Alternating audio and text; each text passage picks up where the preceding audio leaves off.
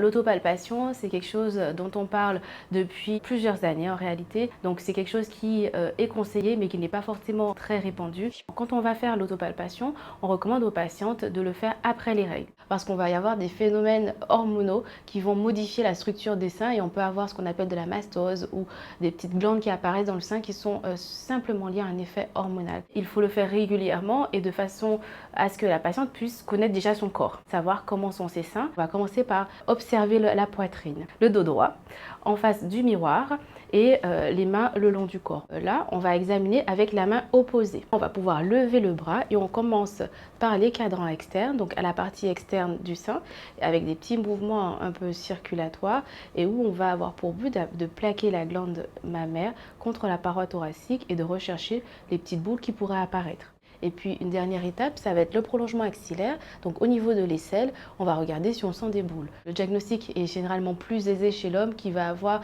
une glande qui est moins développée que la femme et généralement on voit apparaître une boule.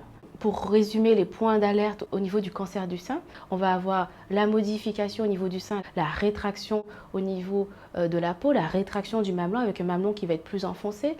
On peut avoir également l'apparition d'une rougeur qui peut être localisée. Ce sont des signes qui doivent alerter. Alors, les facteurs de risque qui sont communément retrouvés dans le cancer du sein, ça va être tout simplement déjà pour commencer l'âge.